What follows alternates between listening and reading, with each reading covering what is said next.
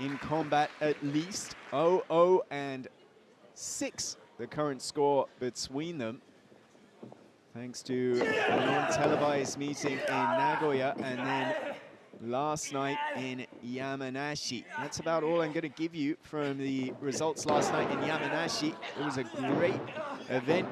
Shingo Takagi's 20th anniversary, jam-packed and sold out in IMSA Yamanashi. It was a live broadcast in Japanese. Our pal Walker Stewart will be putting the commentary in post for that, so I'm going to stay spoiler-free throughout the night for those who haven't caught it yet. Nice escape by Yasuda, bridging backwards. And we'll say, though, that it was Nagai and Yasuda going to a draw on the kickoff last night in a match that was mostly Daiki Nagai's. Nagai having to come up from underneath now with a nice groin stretch there from Yasuda, who makes the transition. Certainly Nagai has improved, in my book at least, in terms of the amount of aggression he was showing in the ring. Just has to put those little pieces together.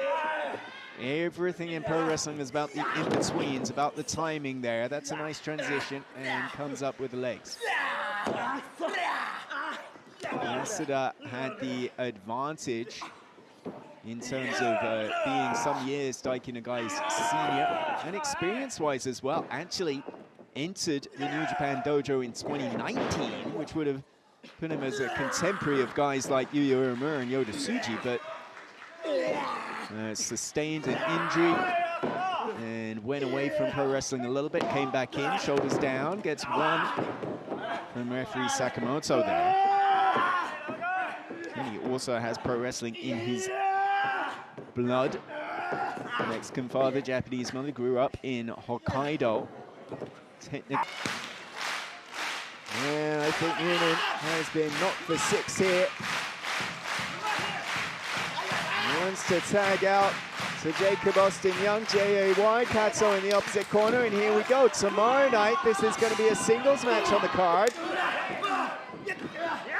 It could be the deciding factor in this 6-man tag. Kato on the right. Ooh, closed the distance, did Jacob Austin Young.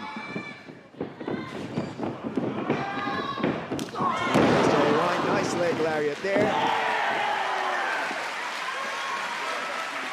And Kato reeling.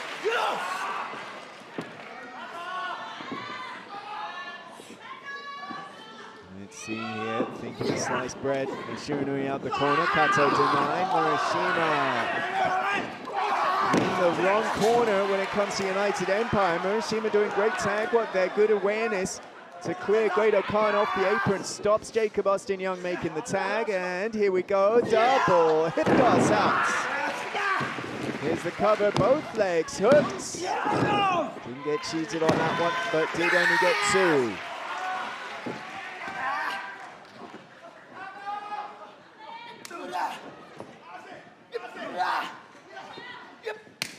A hard chop there from Shoma Kato.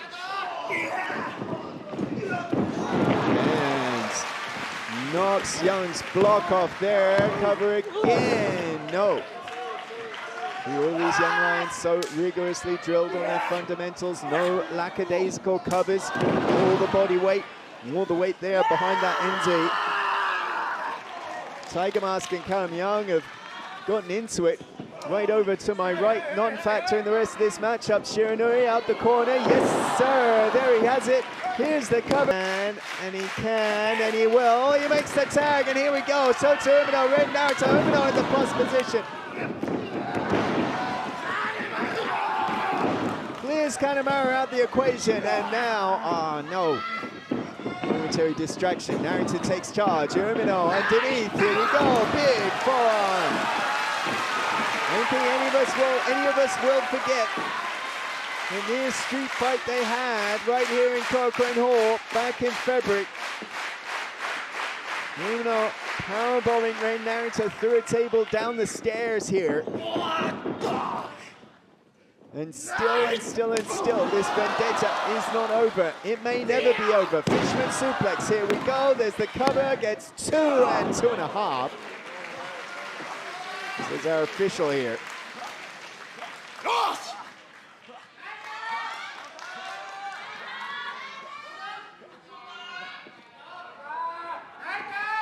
Shota Umino looking for a theme, looking for something to move ahead. Red Narita wants to keep Shota Umino right where he is. There is ever the threat.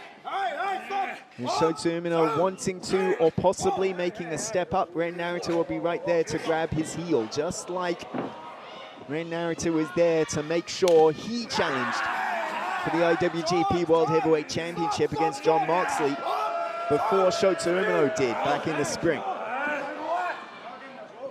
As I said, every single thing he does, every decision he makes, might be down to what TV he watches, what he has for breakfast in the morning. He thinks, what might piss off Shota Umino the most? And Shota Umino certainly enacting his frustration and anger there, big time. But in Shane Mikey's absence, they want to create some destruction, and we're going to get to it right here, right now. Gabe and Ishii, Jake Lee and Honma, a Mad Bastards tag team. I'm the man up in here. All came to pass right here in Corcoran Hall when Gabe and Jake Lee fought all over the place during their G1 Climax matchup. Ishii exploding off the guardrails, and they're going right at it right in front of me.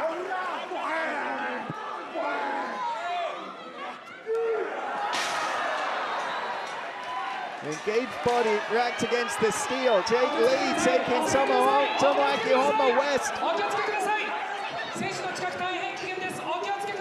The warning going up to stay clear.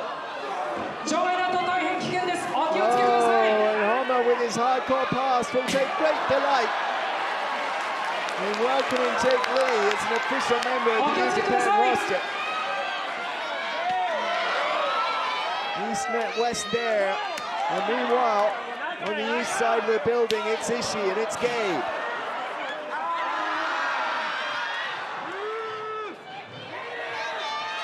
Right, biting rather at the stone pit ball.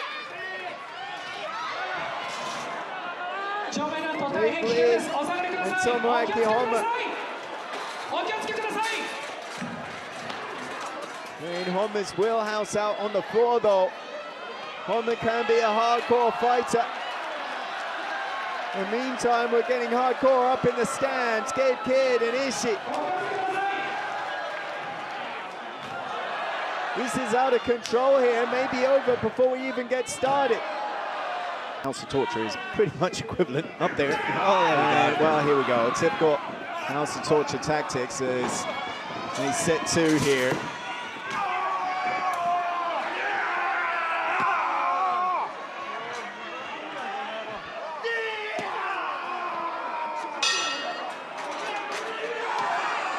I guess Ryusuke Taguchi's audition to join the house didn't work out.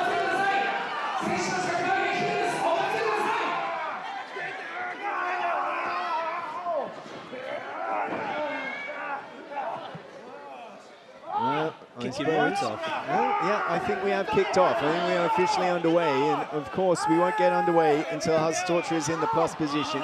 We already have an exposed corner pad. Sponsor Yoshinori has been disgraced, and Yano will go into the corner. No, he won't. Like, no, how dare you?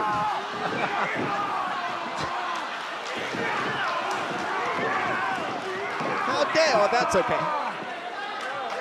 Don't you dare denigrate Yoshinori. You with the Yoshinori crew, the guys that eat Yoshinori before the big matches? Sometimes. Sometimes I won't eat before a show. Oh. That's better than the Clark Connors liquid diet. Down. How's your father, Dick Togo? And here's the tag. Hiroshi Tanahashi getting in, and now here we go. Whoa.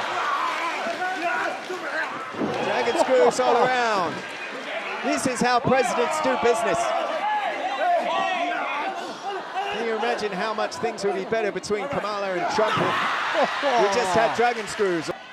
In the meantime, Ishimori closes the distance, double knees in the corner.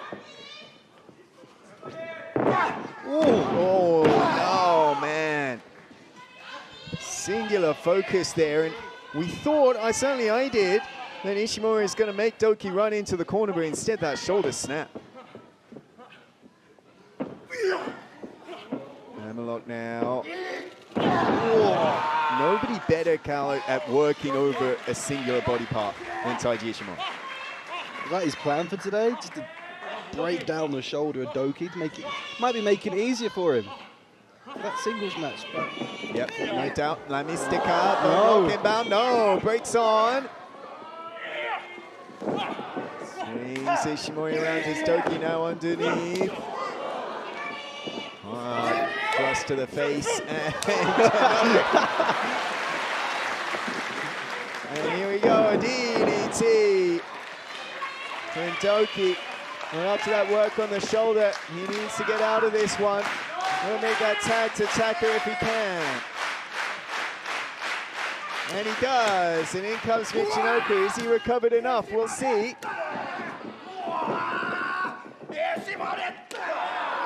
Amazing knee for Taka Michinoku. One on the behind as well. And super kick. Here we go. That is not yet over, but this might be just face lock. Taka is just amazing at controlling the tempo. Yeah, well, Ishimori might be one better. Bone lock now. Doki has to break it up. They're in the nick of time. But here comes Gato right against the eyes.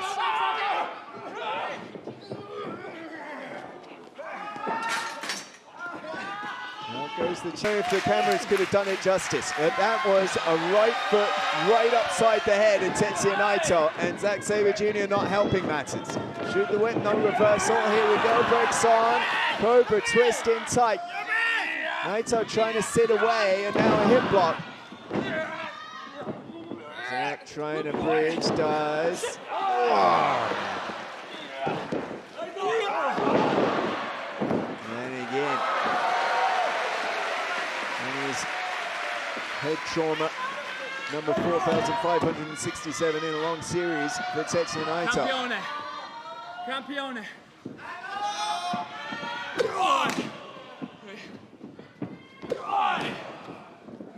Zack Sabre Jr., twice New Japan Cup winner, earned title matches in Ryogoku Sumo Hall, but did not convert them to the title. Twice beaten by Kazuchika Okada. Now Zack wants to return to Ryogoku, the site of his biggest disappointments and his biggest accomplishment, to become World Heavyweight Champion. Will Naito have the belt or will Great Khan? A long, delayed neckbreaker.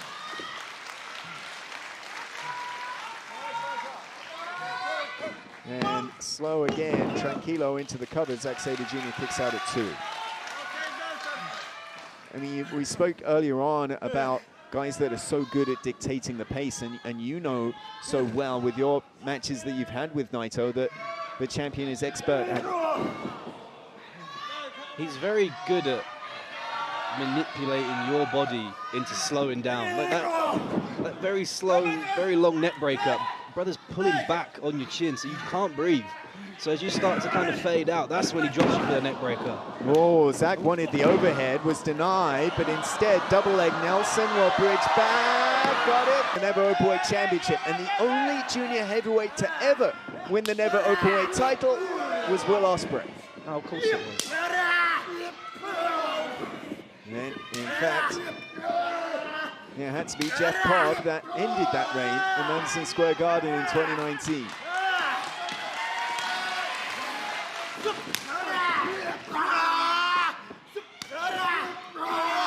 I think Hiromu Takahashi always has his sights, his ambitions, his dreams set high. He was part of the tournament, Callum, to crown the first ever Never Openweight Championship all the way back in 2012. And after he got knocked out of the first round, he was cursing the fact that he lost because he wanted to win the title and then face Naito for the belt. That Hiromu Naito match has been something Hiromu has wanted for decades. And he feels that never openweight championship is the key. You have to overcome Hinare to get that. A lot of stuff takes decades here, doesn't it? Mate. Pay rises.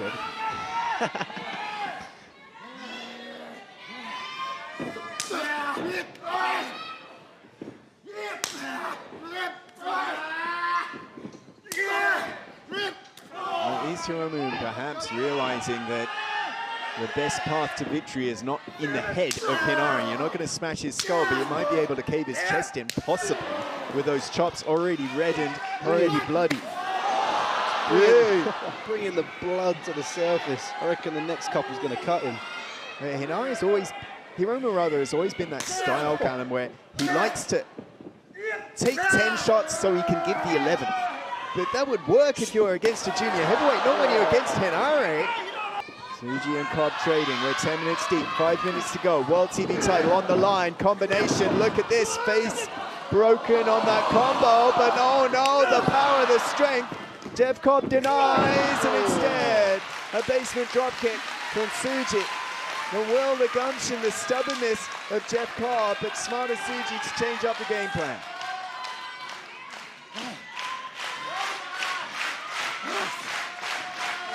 Time is not on Yoda Tsuji's side. We have about 4 minutes left in this TV Championship main event. And Tsuji is going to go for broke here and summon up all he has. Up high! Oh!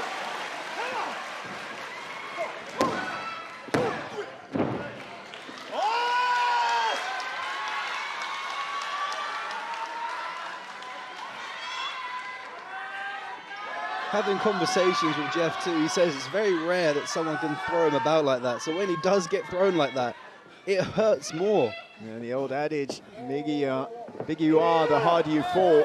This might be a very, very hard fall for Jeff Cobb. This time the air being driven out of Jeff Cobb's lungs. Stinging chop. And what in the world? Tsuji thinking 3 minutes to go. Oh no, Jeff Cobb trying to recover his footing on that top rope. I don't know, no. Oh no, you don't dare go! Oh! Top rope super powerbomb counted. Blasts him with the knee.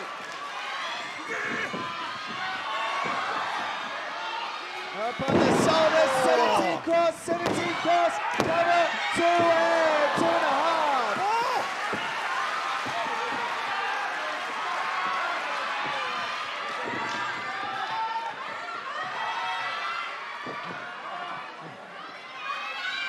And here's how he beat him in the New Japan Cup. No!